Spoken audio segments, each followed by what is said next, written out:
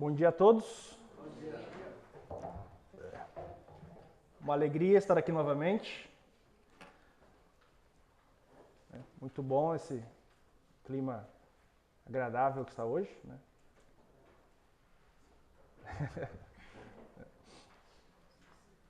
Mas vamos dar seguimento, então, ao nosso estudo sobre a carta de Filipenses.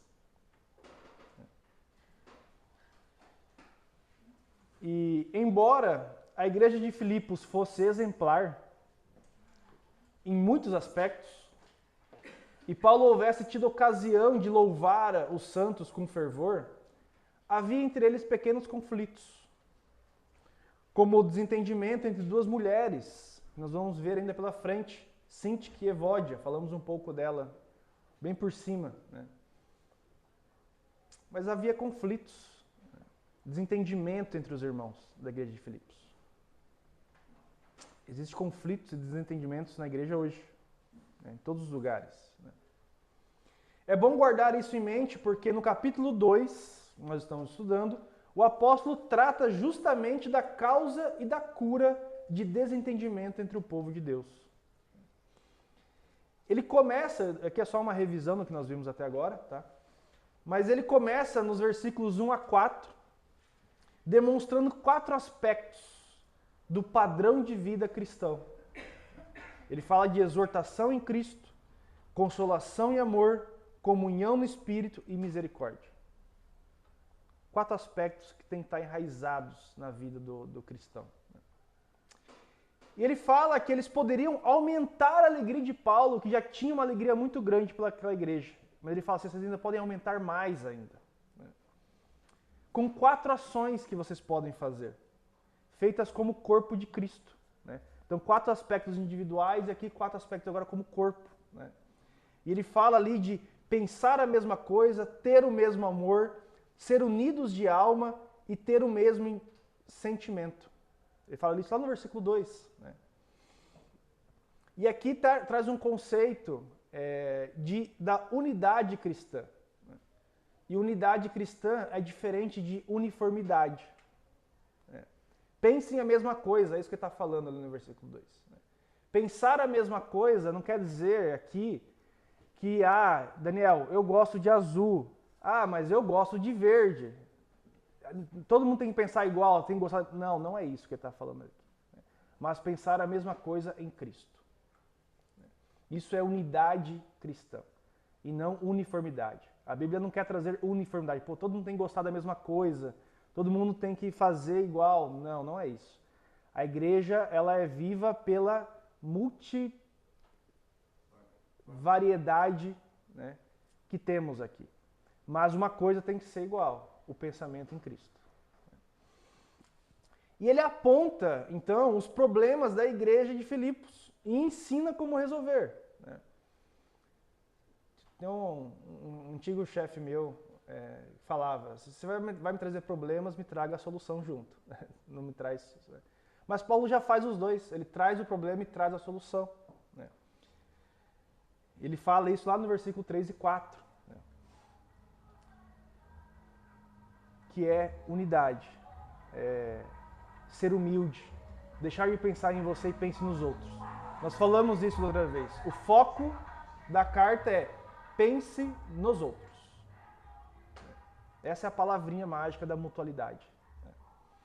Nos versículos 5 a 11, ele explica que sentimento é esse que ele fala anteriormente, tenha o mesmo sentimento. Todo mundo se ame? Não, ele está falando assim, tenha o mesmo sentimento. E ele fala no 5, qual é o sentimento? É o sentimento de Cristo. Ele fala que é esse o sentimento que nós devemos ter em conjunto, de forma como unidade. E ele traz que o maior exemplo que existe na terra a ser seguido de humildade é o de Cristo. Um líder lidera pelo exemplo. Ele não pede para ninguém fazer algo que seja impossível. Ele não pede que você faça algo em que ele não tenha sido em algum momento exemplo. Ele não te pede algo impossível. E Cristo faz isso. Ele pede aquilo que ele mostrou, que toda a palavra dele mostra pra gente. Essa é a diferença de chefe e líder, né? O chefe pede coisas que você não consegue fazer. O líder não, ele mostra para você. Cristo mostrou para nós muitas vezes pelas ações deles. Tudo o que ele fez foi para nos mostrar que são coisas possíveis e o exemplo para nos basear. Então tudo que acontece na nossa vida, mas fulano fez isso, como é que eu lido com ele? Cristo é um exemplo. Mas aconteceu uma coisa na minha vida, não sei como lidar. Cristo é um exemplo. Mas na igreja aconteceu isso. Cristo é um exemplo. Tudo. Ele é o exemplo máximo de humildade. E ele nos ensina através do exemplo dele.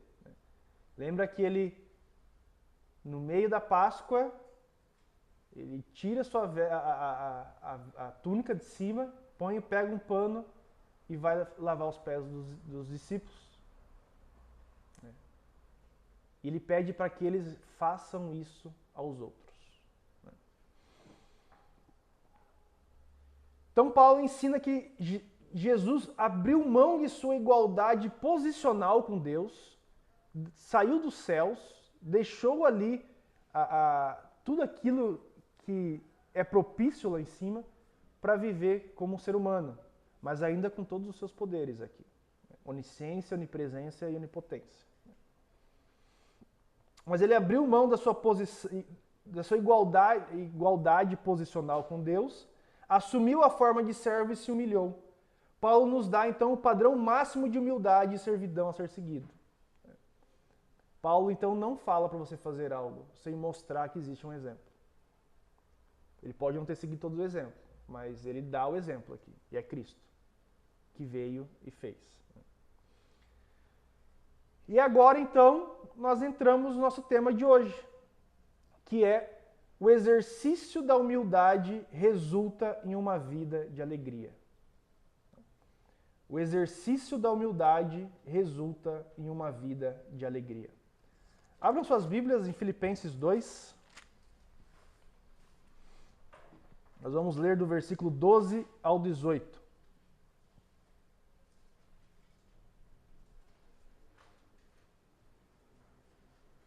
Filipenses 2, 12 ao 18. Assim, pois, amados meus, como sempre obedecestes, não só na minha presença, porém muito mais agora, na minha ausência, desenvolvei a vossa salvação com temor e tremor. Porque Deus é quem efetua em vós tanto querer como realizar, segundo a sua boa vontade. Fazei tudo sem murmurações, nem contendas, para que vos torneis irrepreensíveis e sinceros, filhos de Deus inculpáveis no meio de uma geração pervertida e corrupta, na qual resplandeceis como luzeiros no mundo, preservando a palavra da vida, para que no dia de Cristo eu me glorie de que não corri em vão, nem me esforcei inutilmente. Entretanto, mesmo que seja eu oferecido por libação sobre o sacrifício e serviço da vossa fé, alegro-me e com todos vós me congratulo. Assim, vós também, pela mesma razão, alegrai-vos e congratulai-vos comigo. Baixe as cabeças, vamos orar. Senhor Deus, graças te damos em nome do teu Filho Jesus, porque o Senhor, ó Pai, Deus único e vivo, Senhor. O Senhor criou tudo, ó Pai. Ó Senhor, bendito és tu, Senhor, Rei do Universo. Bendito és tu, Pai, que dá o dia e a noite, Senhor. Que foi conosco nessa semana, Pai, e agiu da sua forma para conosco, Pai. Nos protegeu de coisas que nós nem sabíamos que existiam e permitiu, ó Pai, que nós pudéssemos estar aqui hoje. Agradecemos a Ti, Senhor, que é o Deus Todo-Poderoso, Pai. E clamamos, ó Pai, que nesse momento, Senhor, o Senhor venha abrir os nossos olhos, nossos ouvidos, nosso coração, Senhor, para a Tua palavra, Pai. Que seja a Tua palavra e não dos homens, Senhor. Que a Tua palavra também entre no nosso corpo, Pai, e nos transforme, Pai. Clamamos, ó Pai, que através do Teu Espírito Santo o Senhor transforme o nosso viver, Pai. Para que cada vez mais possamos estar agradando a Ti, Senhor. Ó Deus, É o que te pedimos e agradecemos, em nome do teu Filho Jesus. Amém. O exercício da humildade resulta em uma vida de alegria. Agora, então, nós vimos aqui no nosso texto, Paulo volta a atenção para as obrigações que o exemplo de Cristo representa para os filipenses. Eles devem andar com suas próprias pernas, cientes da fragilidade humana, porém certos que o Deus Todo-Poderoso os estão sustentando. Devem viver de tal maneira em meio à sociedade corrupta, que sua vida reflita a luz proveniente de uma fonte celestial, proclamando constantemente o evangelho da vida nova. Ele está trazendo agora, ele trouxe a exortação à humildade, trouxe o exemplo e agora ele está falando do exercício. Assim, na vida de Cristo, Paulo teria motivos para se alegrar neles, nos filipenses. Nos versículos 17 e 18, Paulo utiliza uma linguagem dos sacrifícios judaicos e compara sua morte a uma libação, acompanhando a apresentação dos filipenses de si mesmo como holocaustos. Está trazendo conceitos aqui que eram do Antigo Testamento.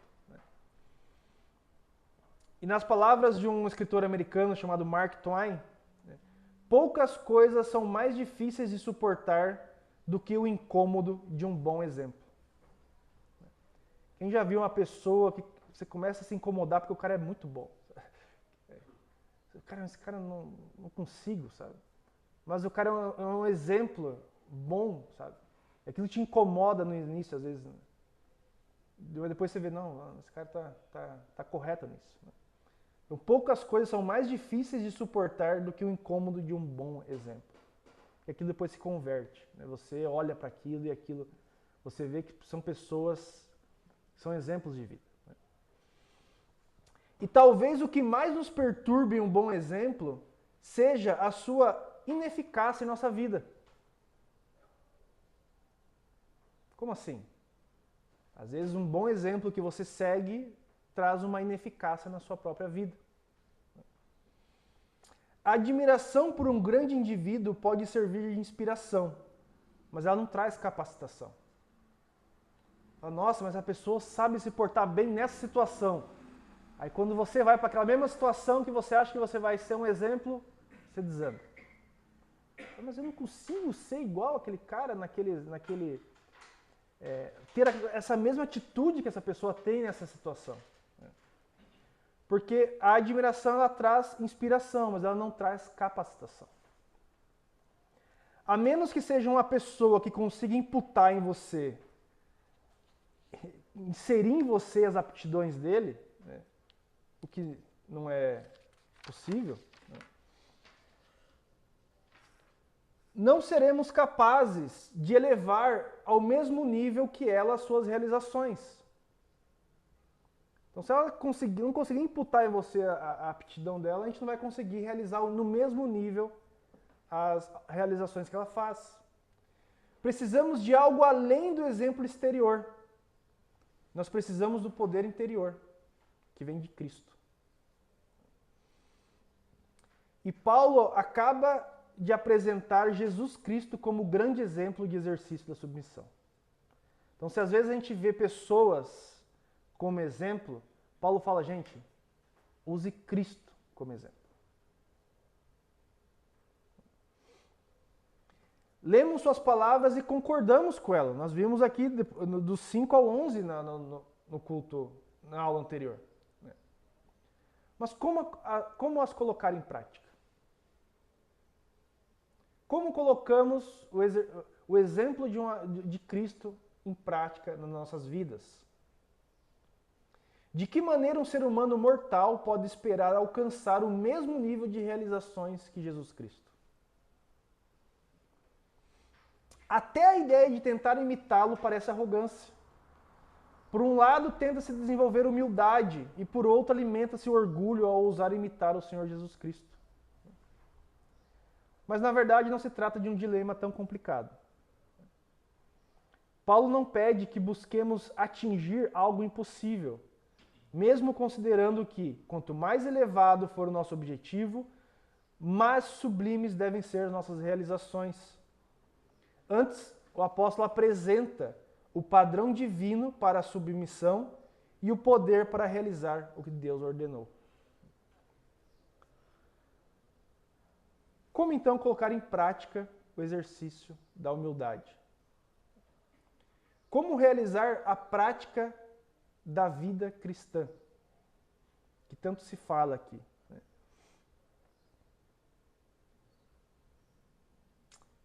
Tendo apresentado o exemplo de Cristo com tanto brilho nos versículos anteriores, o Apolo está pronto a enfatizar a exortação baseada nele.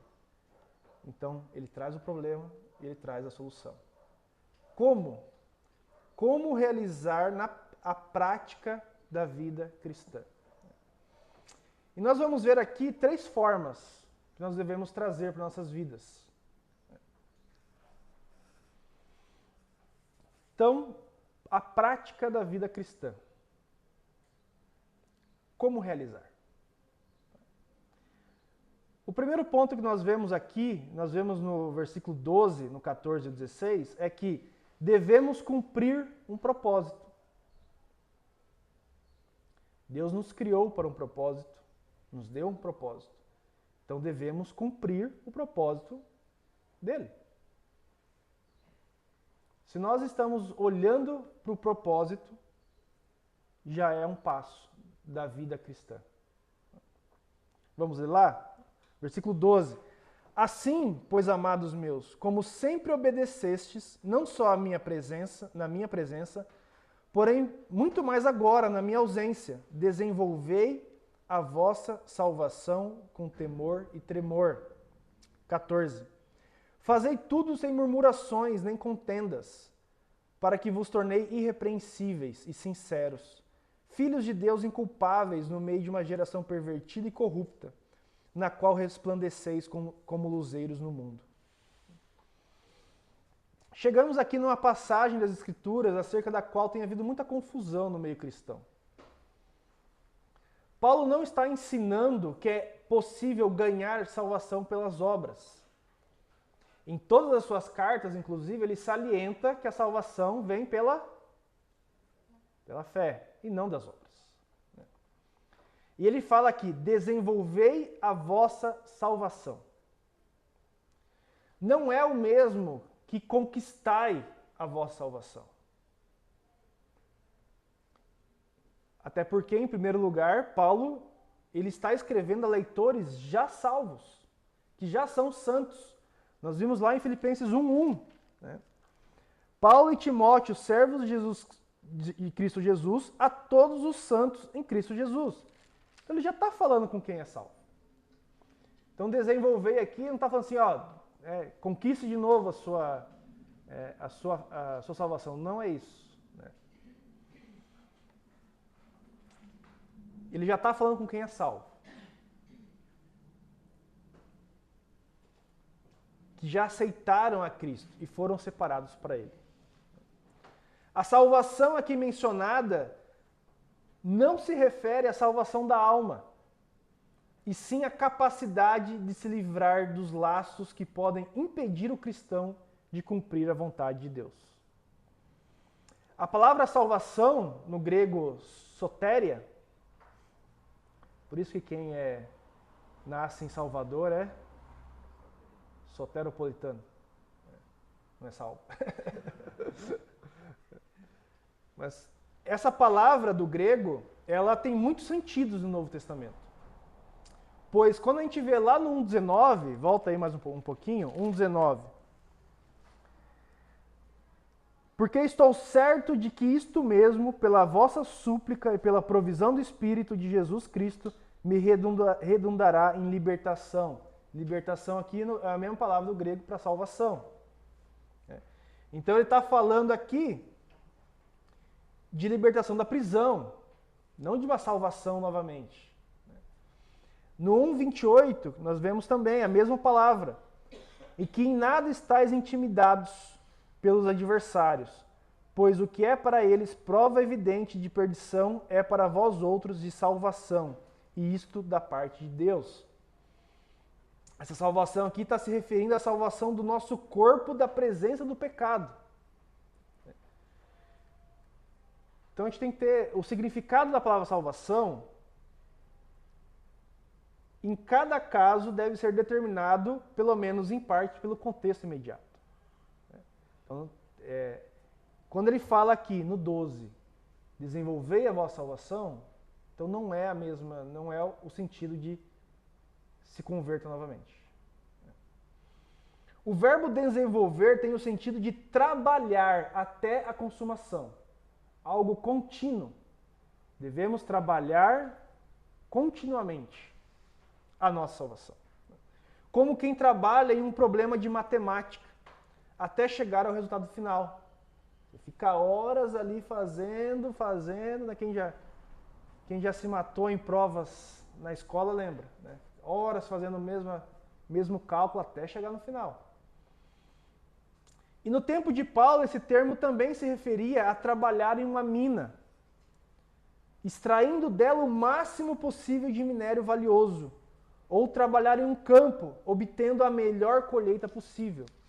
Então, quando ele está falando aqui de desenvolva, é trabalhe para obter o melhor daquilo. E em decorrência disso,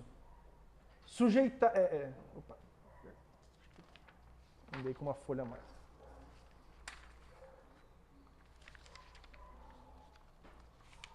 Então, o propósito de Deus, que Deus deseja que alcancemos, é a semelhança de Cristo. Vamos abrir lá, segura o Filipenses, Romanos 8, 29.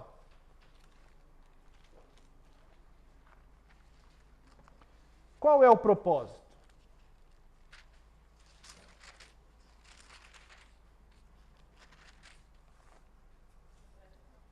Romanos 8, 29.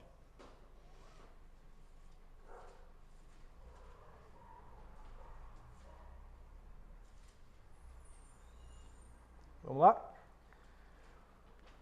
Porquanto aos que de antemão conheceu, também os predestinou para serem conformes à imagem de seu Filho, a fim de que ele seja o primogênito entre muitos irmãos. Está aqui o nosso propósito. Sermos semelhantes a Cristo. Devemos cumprir esse propósito. E a vida acarreta problemas. Mas Deus nos ajuda a lidar com eles. Assim como uma mina ou um campo, a nossa vida tem um potencial tremendo. E Deus quer nos ajudar a usar esse potencial ao máximo. Só que nós devemos buscar o propósito. Que é o nosso primeiro passo da vida que nós vimos lá. Devemos buscar o propósito. Cumprir o propósito. Uma das coisas maravilhosas da vida cristã é saber que Deus tem um plano para nós. Você sabia disso? Vamos abrir lá Efésios 2:10. Um pouco mais à frente.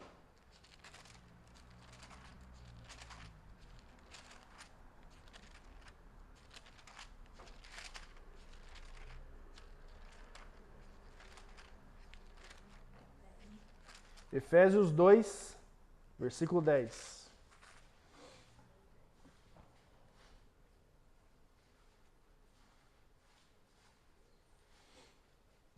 A gente sempre usa o 2, 8 e 9, a gente esquece do 10. O 10, né? Vamos ler desde o 8 aqui então.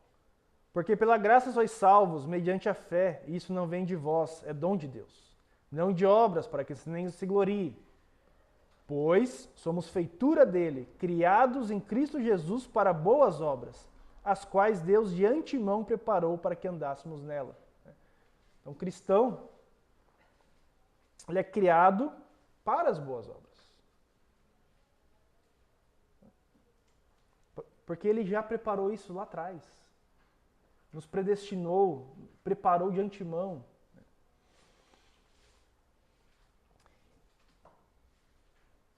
Então ele tem um plano para nós e que nos ajudará a levar esse plano a cabo para a glória dele.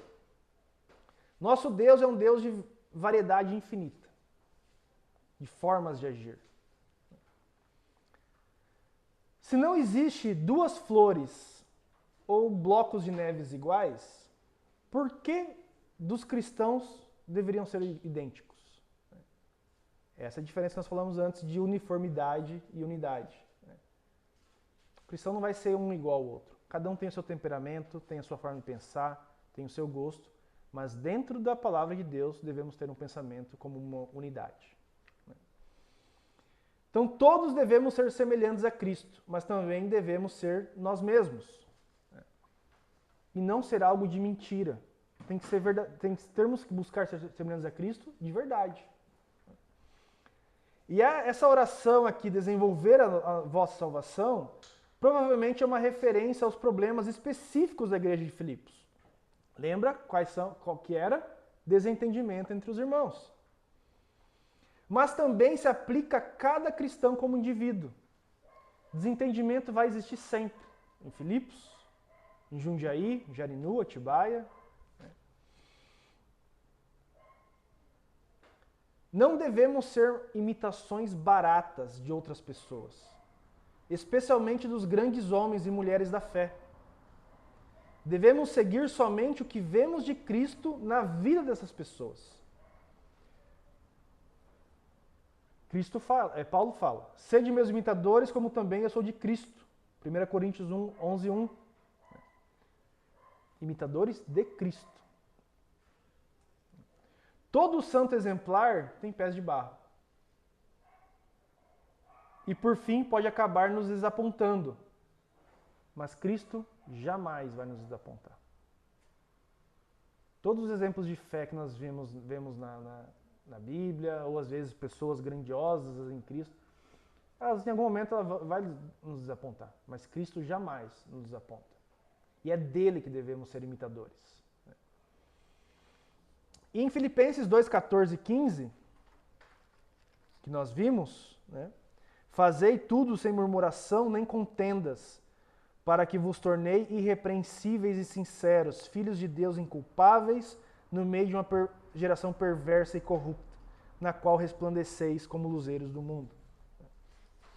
Paulo contrasta a vida do cristão com as que vivem no mundo. Está fazendo um contraste aqui agora. Os não salvos queixam-se e discutem, mas o cristão se alegra, se regozija. A sociedade em que vivemos é pervertida e corrupta, mas o cristão ele é reto, pois ele orienta a vida segundo a palavra de Deus, que é o parâmetro perfeito. O mundo é escuro, mas os cristãos brilham como luzes resplandecentes. O mundo não tem coisa alguma a oferecer, mas o cristão oferece a palavra de Deus. Nós fizemos isso. Levamos a palavra de Deus na sábado passado. Fizemos o evangelismo. É isso que nós temos a oferecer. A palavra do Senhor. E não a nossa. A mensagem da salvação por meio da fé em Cristo. É isso que nós temos a oferecer. Em outras palavras, ao permitir que Deus cumpra seu propósito em nossa vida, tornando-nos testemunhas mais aptas para um mundo que precisa desesperadamente de Cristo. Ao aplicar essas características a Jesus, podemos ver como ele teve uma vida perfeita em um mundo imperfeito. Mas ele foi perfeito até o fim. Enquanto estamos cumprindo a sua santa vontade, não devemos murmurar e nem questionar. É isso que ele está falando aqui. Fazei tudo sem murmuração, sem contenda. Ah, Daniel, quer dizer que eu tenho que aceitar tudo que a igreja fala? Não. Mas tem formas de você levar isso.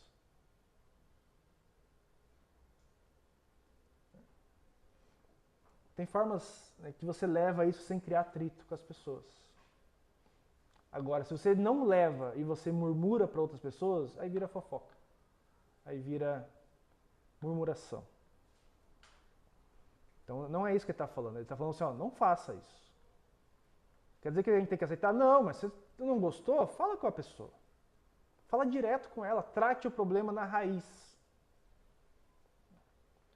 Porque a murmuração era o que estava causando o rompimento da igreja de Filipos.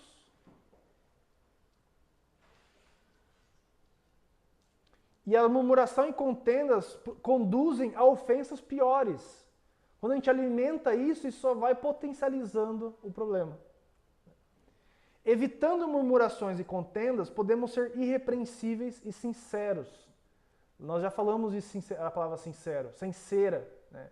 Sem dolo algum, né? Que era o barro, a porcelana,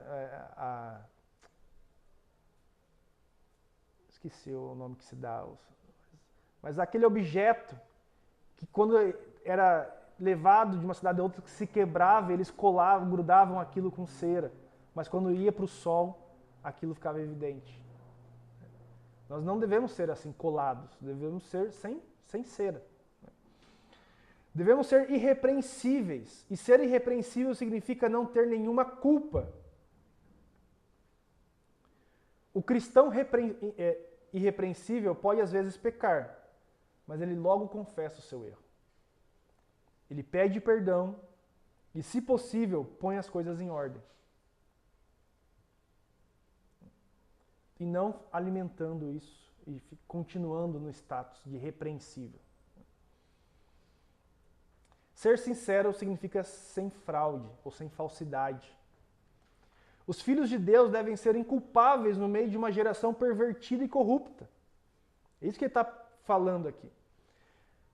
Pela sua vida sem mancha, o cristão se distingue facilmente contra o fundo negro do mundo.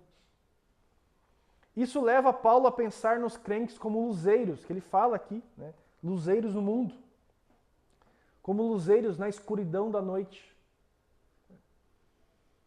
Quem já viveu, já foi para uma chácara ou sítio que não tem luz externa, sabe o que é a luz, a escuridão extrema.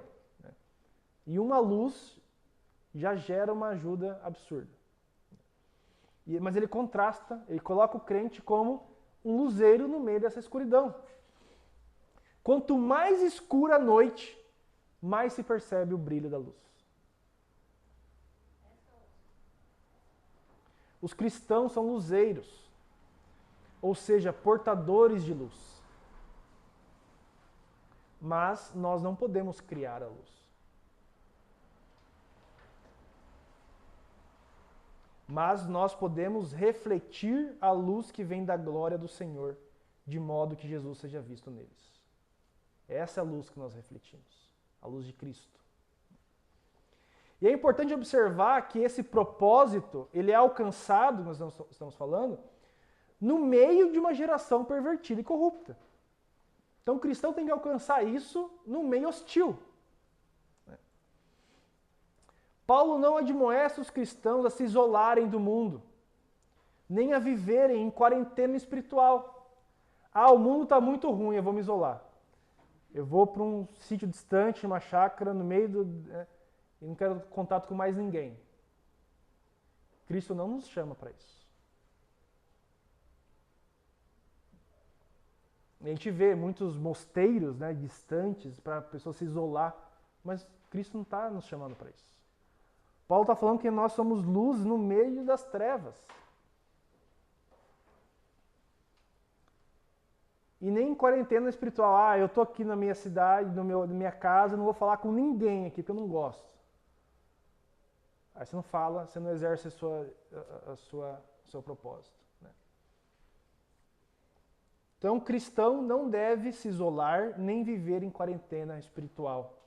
Os fariseus eram tão alienados e isolados da realidade que desenvolveram uma justiça própria, artificial, inteiramente diferente da justiça que Deus esperava, que Deus desejava que cultivassem em sua vida.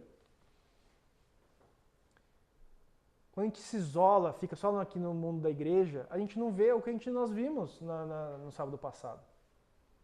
Nós saímos para fazer um evangelismo. E cada um aqui tem uma história diferente para contar do que viveu. Cada um viu uma situação diferente. Foi uma experiência ímpar. Que só foi possível saindo. Se ficar só aqui, não vai. Ficar só aqui é quarentena espiritual. E em decorrência disso, sujeitaram o povo, os fariseus, a uma religião de medo e de servidão e crucificaram a Cristo. Então eles ficaram alheios a tudo, ficaram presos no mundo do templo de Jerusalém, não viam o que acontecia, criaram uma religião própria, basicamente. E ainda crucificaram a Cristo por esse isolamento. Porque ele ousou, por quê? Porque Cristo ousou opor-se a esse tipo de religião. Cristo saía, ia ver os problemas na prática. Não vemos os propósitos de Deus se cumprirem na nossa vida quando nos isolamos do mundo, mas sim quando ministramos ao mundo. É aí que nós vemos o propósito de Deus. Então, o primeiro ponto, puder voltar lá, devemos então cumprir o propósito de Deus. Para exercer o padrão de vida cristão, devemos cumprir o propósito. Segundo ponto, devemos receber poder. Versículo 13. Porque Deus é quem efetua em vós tanto o querer como o realizar, segundo a sua boa vontade. E aqui não é receber poder, vou pegar a radiação, vou virar o Hulk, né? Não é isso. Mas Paulo apresenta o seguinte princípio aqui. Deus deve operar em nós, e deve operar em nós antes de operar por meio de nós. E esse princípio pode ser visto em ação ao longo de todo o relato bíblico na vida de homens como Moisés, Davi, os apóstolos e outros. Deus tem um propósito especial para cada um. Cada ser humano é singular. Não há uma imitação de outro indivíduo. No caso de Moisés, ele é um exemplo. Deus precisou operar na vida dele 40 anos, preparando para que pudesse agir por meio dele depois. Deus se interessa mais pelo obreiro do que pela obra. Se a vida do obreiro estiver dentro do propósito de Deus, a obra também estará. Agora, se ele estiver fora, não age. Muitos cristãos obedecem a Deus apenas em função de pressões exteriores e não do poder interior. Ele fala aqui, né, sejam obedientes não só na minha presença, mas na minha ausência. Né? E quantos cristãos nós vemos que ele só é cristão na frente de outro cristão? O cara está ali, está vivendo uma vida diferente, aparece outro, opa, tudo bom, né? Como é que vai? Já muda a expressão, muda, até fica mais manso, né? Quando tem outra pessoa junto. Às vezes está lá xingando no trabalho e chega aqui, não profere nada. E Paulo fala assim, gente, não é para vocês serem assim na minha presença só. É na minha ausência também. Tem gente quando o pastor chega perto, merecia um Oscar. Se pudesse dar um Oscar, merecia, ganhava.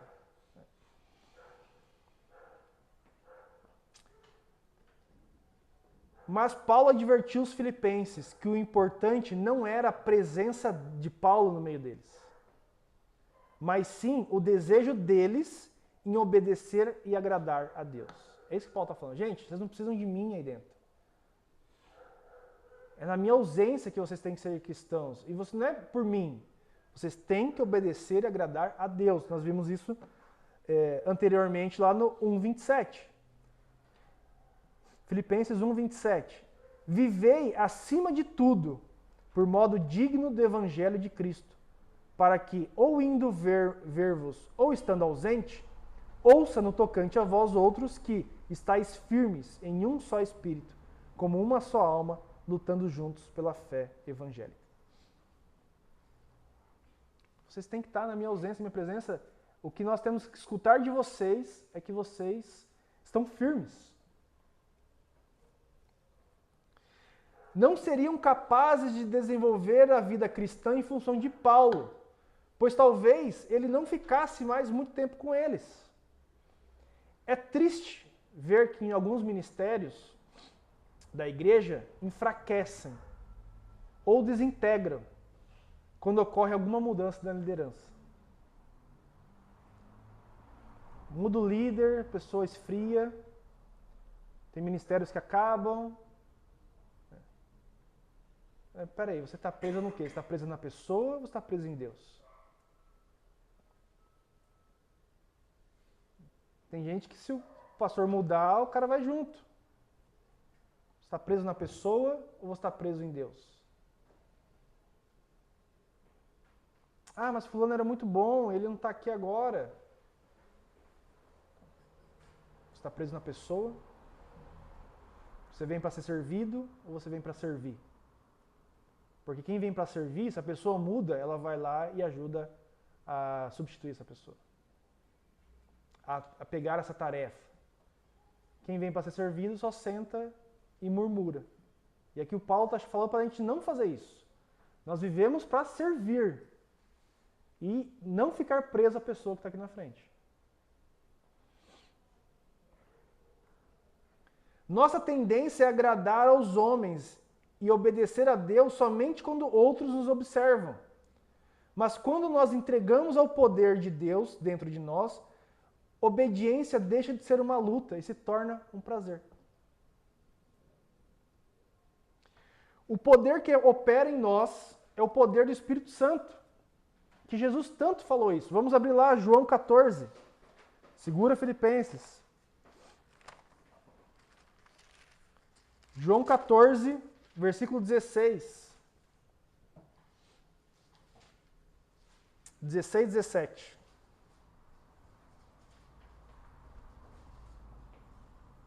E eu rogarei ao Pai, e ele vos dará outro consolador, a fim de que esteja sempre, para sempre convosco.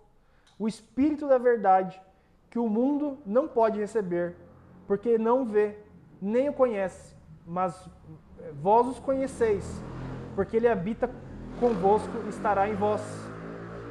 Versículo 26.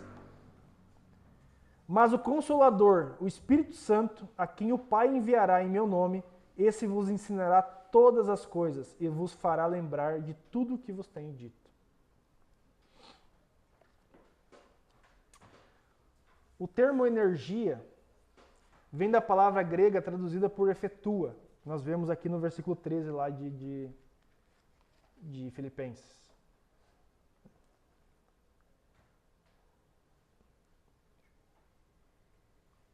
Deus é quem efetua em vós tanto querer como realizar.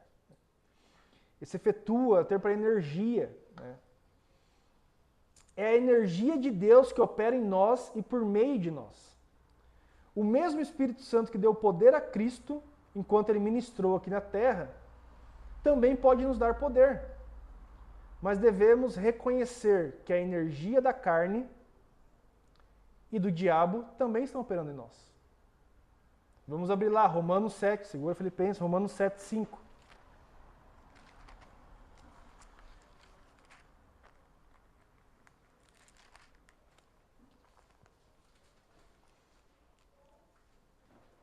Porque quando vivíamos segundo a carne, as paixões pecaminosas postas em realce pela lei operavam em nossos membros, a fim de frutificarem para a morte. E Efésios 2, 2.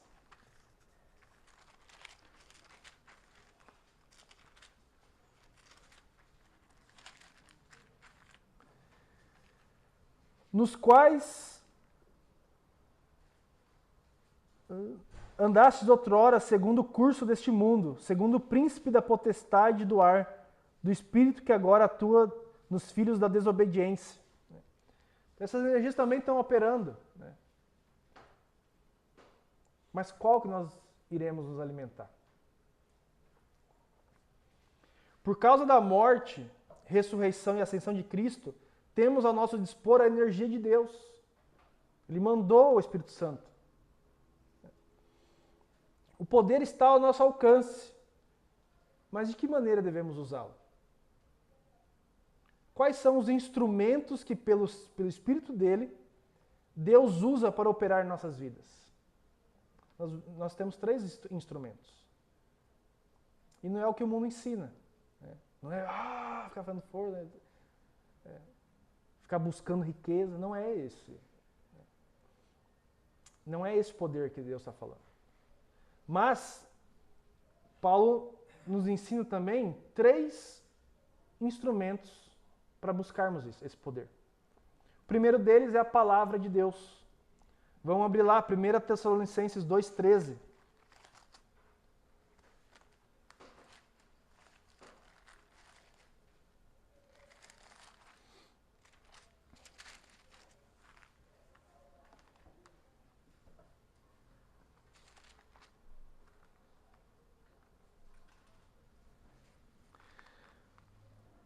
Outra razão ainda temos nós para incessantemente dar graças a Deus, é que tendo vós recebido a palavra que de nós ouvistes, que é de Deus, acolhestes, não como palavra de homens, e sim como em verdade.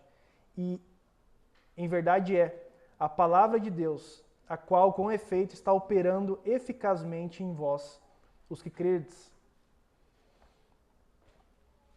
A energia de Deus é liberada em nossa vida por meio da sua palavra inspirada.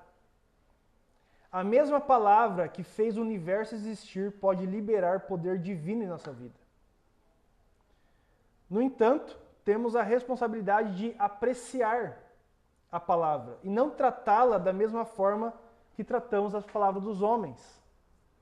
Devemos ler, entender, apreciar a palavra. A palavra de Deus ela é singular. Ela é inspirada, infalível, investida de autoridade.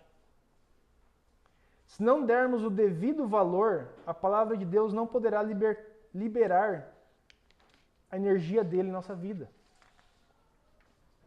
Devemos também nos apropriar da palavra. Então devemos apreciar a palavra.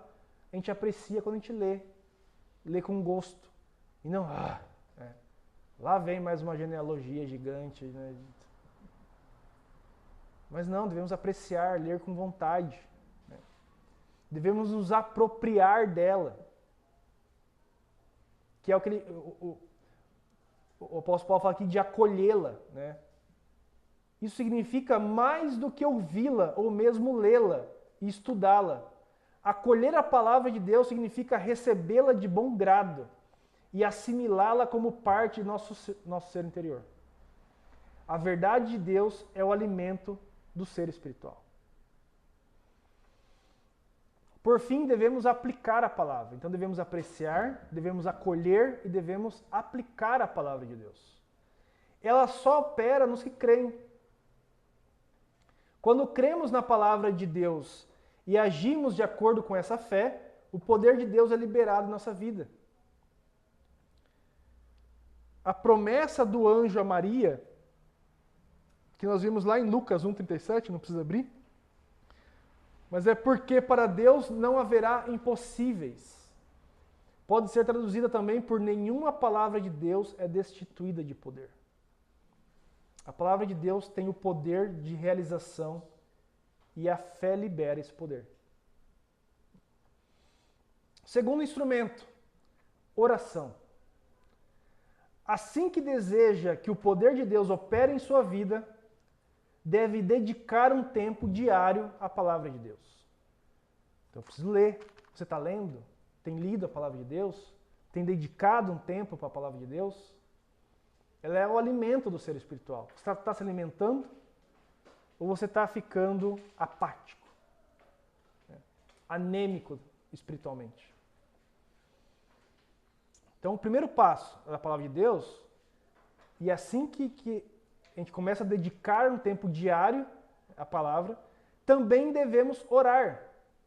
Pois a oração é o segundo instrumento que Deus usa para operar na vida dos seus filhos. Vamos abrir lá Efésios 3:20.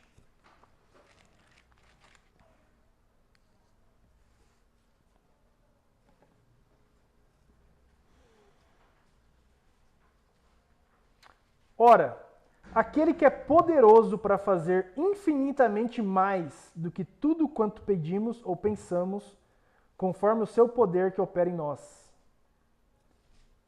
Ele é infinitamente para dar infinitamente mais do que pedimos.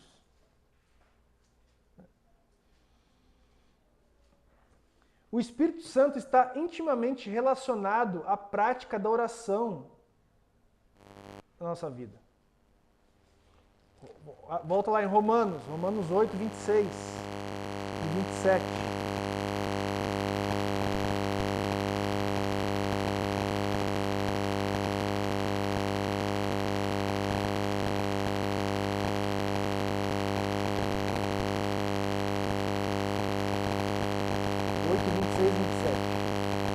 Também o Espírito, semelhante, nos assiste em nossas fraquezas, porque não sabemos orar como convém, mas o mesmo Espírito intercede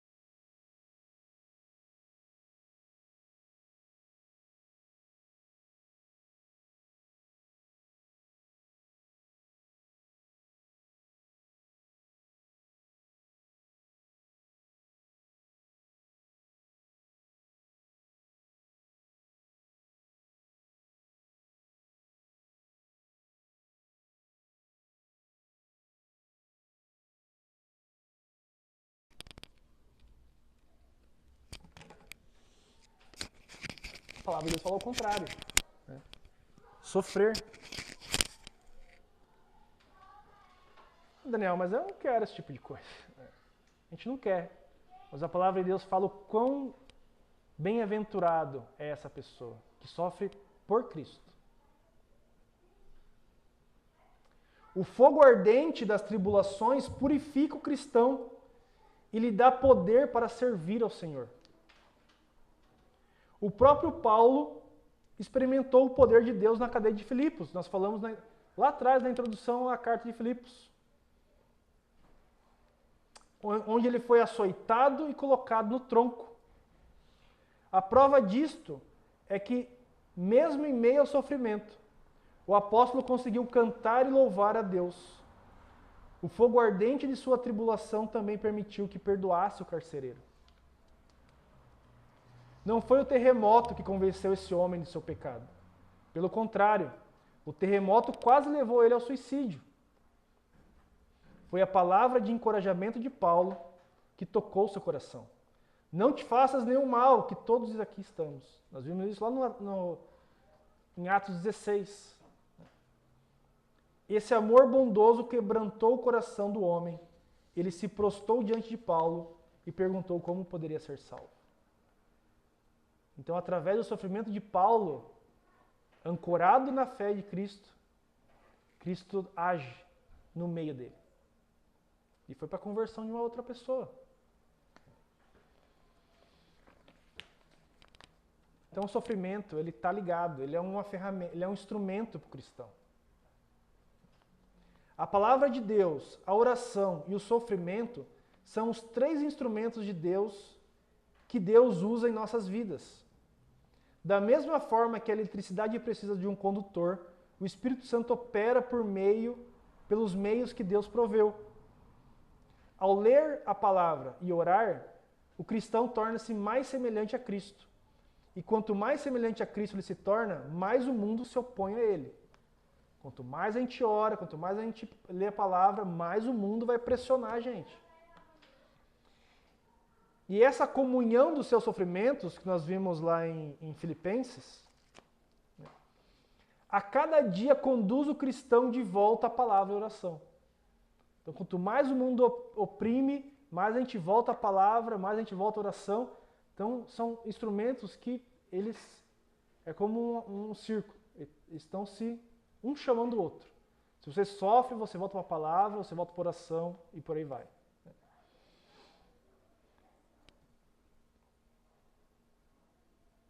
Elas trabalham juntas para prover o poder espiritual necessário para glorificar a Cristo, a fim de ter uma atitude de submissão e alegria que acompanha. É necessário reconhecer que é preciso cumprir o propósito de Deus, o plano de Deus para a nossa vida. Receber o poder, o Espírito Santo, e crer em uma promessa. Que é o nosso terceiro ponto. Então nós devemos cumprir um propósito, receber o poder através desses instrumentos e devemos crer em uma promessa. Mas qual é a promessa? Que a submissão redunda em alegria. A filosofia do mundo diz que a alegria vem da agressão. Precisamos lutar contra todos para obter o que desejamos. E quando conseguimos o que queremos, teremos alegria. É isso que o mundo fala. Pela agressão, brigando com o outro, saindo sobre o outro. E o exemplo de Jesus é prova suficiente de que a filosofia do mundo está errada. Em momento algum, ele usou da espada ou qualquer outra arma. No entanto, ele venceu a maior de todas as batalhas da história. A batalha contra o pecado, a morte e o inferno. Derrotou o ódio ao demonstrar amor e subjugou as mentiras com a verdade. Ele nunca usou uma espada, uma arma, mas usou amor e a verdade. Ele foi vitorioso porque ele se entregou. Nós cristãos também devemos ter a ousadia de crer em sua promessa. Pois todo o que se exalta será humilhado, e o que se humilha será exaltado. Lucas 14:11. E bem-aventurados os humildes de espírito, porque deles é o reino dos céus. Mateus 5,13. Ele exalta, ele fala isso muitas vezes. Quem possui e pratica uma atitude de submissão tem alegria no porvir e alegria aqui e agora. Volta lá, Filipenses 2, 16 a 17, 16 a 18. Preservando a palavra da vida, para que no dia de Cristo eu me glorie de que não corri em vão, não me esforcei inutilmente. Entretanto, mesmo que seja eu oferecido por libação sobre o sacrifício e serviço da vossa fé, alegro-me e com todos vós me congratulo. Assim vós também, pela mesma razão, alegrai-vos e congratulai-vos comigo.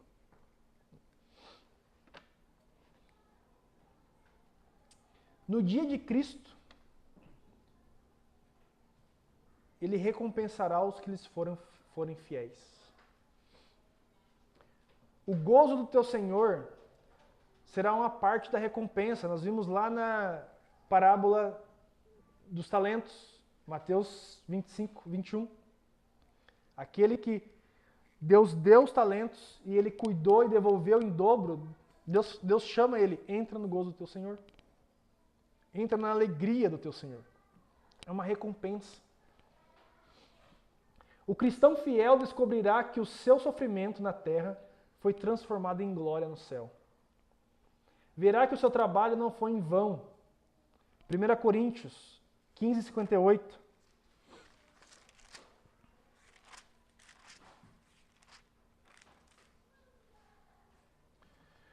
Portanto, meus amados irmãos, sede firmes, inabaláveis e sempre abundantes na obra do Senhor, sabendo que no Senhor o vosso trabalho não é em vão. Foi esse mesmo tipo de promessa de alegria futura, que ajudou o Salvador em seu sofrimento na cruz. Vamos lá em Hebreus 12. Hebreus 12, 1 a 2. Porquanto também nós, visto que temos a rodear-nos tão grande nuvem de testemunhas, desembaraçando-nos de todo o peso e do pecado que tenazmente nos assedia, corramos com perseverança a carreira que nos está proposta, olhando firmemente para o autor e consumador da fé, Jesus, o qual, em troca da alegria que lhe estava proposta, suportou a cruz, não fazendo nada da ignomínia, e está assentado à destra do trono de Deus. Mas nós não precisamos esperar até a volta de Cristo para experimentar a alegria que vem da submissão. Essa alegria é uma realidade presente que se concretiza por meio do sacrifício e serviço. É impressionante que em 2 versículos, nos quais trata de sacrifício, Paulo afirme que ele se alegra. E ele quer que os cristãos de Filipos também se alegrem nele. Nós se alegremos nele. É isso que ele está nos convidando para isso. A maioria das pessoas associa o sofrimento à tristeza, mas Paulo vê seus sofrimentos e sacrifício como portas para uma alegria mais profunda em Cristo. Em Filipenses 2,17, que nós lemos, Paulo compara a sua experiência de sacrifício com a libação derramada pelo sacerdote, que nós vemos lá em Números, não vamos abrir, mas Números 15. Ele está fazendo esse mesmo contraste, esse mesmo, igualando essa mesma coisa com Números. O mesmo processo de libação que o sacerdote derramava. Havia a possibilidade de Paulo ser condenado em seu julgamento em Roma e executado, mas isso não privou de sua alegria. Sua morte seria um sacrifício voluntário, um ministério sacerdotal por amor a Cristo e à Igreja, e, portanto, lhe seria motivo de alegria. Os sacrifícios e os serviços são características da submissão. Para a gente finalizar, como conclusão. E a pessoa que tem uma atitude de submissão experimenta a alegria, mesmo em meio ao sofrimento. É preciso ter fé para exercitar submissão. Devemos crer que as promessas de Deus são verdadeiras e que realizarão em nossa vida a mesma obra que realizaram na vida de Paulo.